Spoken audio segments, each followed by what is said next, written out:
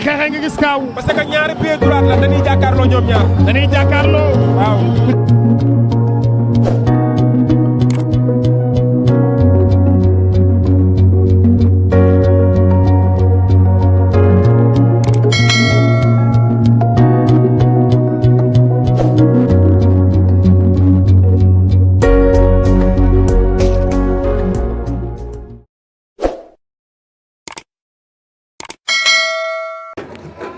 ndeysaan combat baa ngi noonu Niang bu Ndaw Tapha Mbeur Lirou Diane a ngi noonu ndeysaan toogatul taxawatul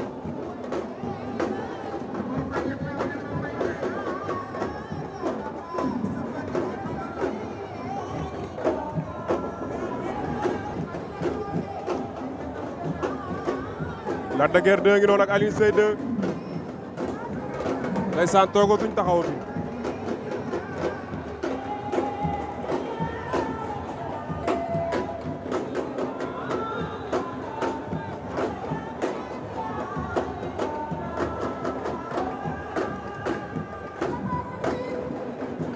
Lirou Diane ngeen di gis noonu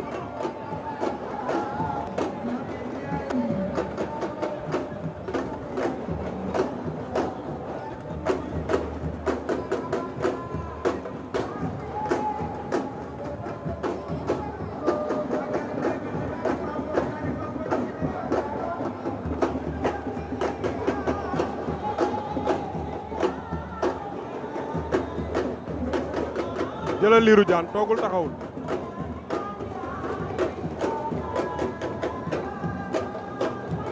combat baa ngi dem fi ñuy wax ak yéen Tapha Mbeur Niang bu Ndaw jàppante nañ waaye Lirou Diane toogul taxawul xoolal Lirou xool leen Lirou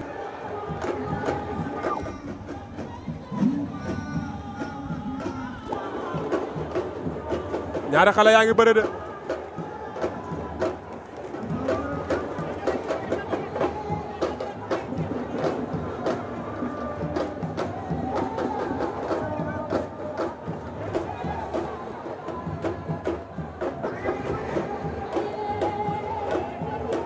Niang bu Ndaw a ngi bëre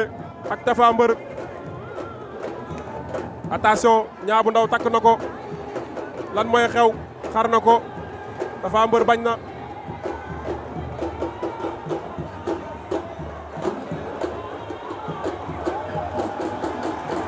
Tapha Mbeur a ngi bëre de jëla Lirou laa ilaaha illallaah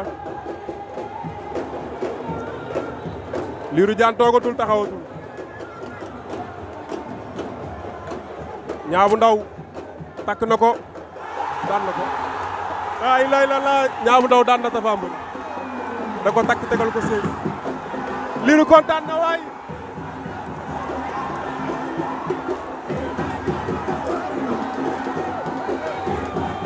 ndeysaan lamb doole lamb amul doole ngay toog lamb doole lamb xale la woote lamb doole lamb xale la woote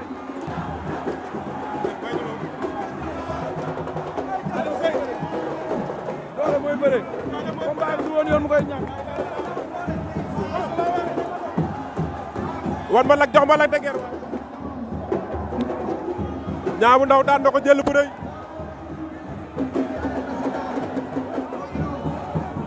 waaye Lirou Diane waay Lac de Guiers a ngi noonu Lac de Guiers kontaan na Lac de Guiers kontaan na course la wax waaw sant yàlla rek lii la war a def rek daa war a bëri si tey daa war a bëri si war na damaa mën a bëre xale laa waruma sonn ci lamb ji waruñu maa gaañ waruma fatigué benn yoon loolu mooy lamb ji mais Lirou loo wax daa war a ay waay Lirou Diane kontaan na non waaw waxoon nga ma ko oui incha allah xam nga lamb kii xale la te fii du place am ci kaw mooy place am lamb nag moo demee nii nee naa xale du juum juumaat tey gis nga nee naa benn moroom ma musu koo daan benn moroom ma musu koo daan lamb waa ay magama ko daan ñaar ñi ko daan ñoo ko mag waaye nag yàlla baax na ci kanam moo raw ne bët grand Lirou Diane mu ne maa géej waay waaye nañ ma may Lac de Guiers waay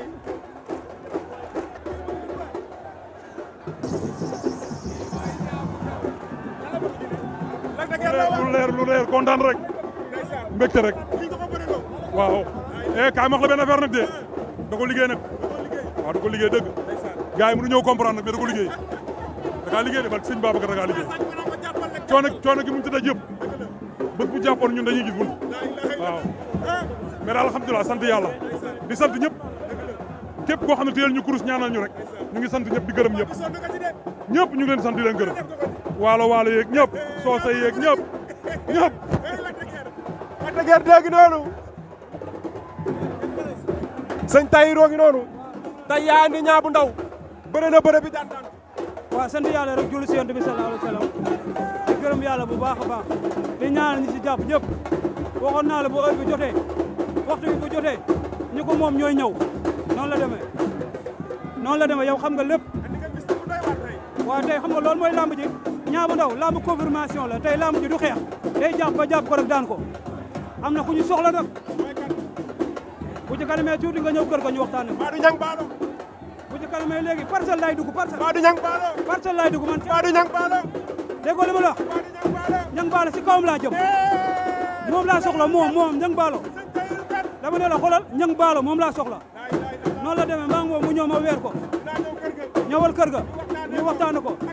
yow taalibe Maam Seraay Fall jërëmaa waaye maa ngi nuyu Xaadim maa ngi nuyu sëñ Xaadim maa ngi koy nuyu bu baax a baax di bëgg ñëpp jërëmaa waaye mi ngi noonu ndeysaan yaa ngi jaaw ay liiru waay ci xeexe nga gis kaaw parce que ñaari pied droit la dañuy jàkkaarloo ñoom ñaar dañuy jàkkaarloo waaw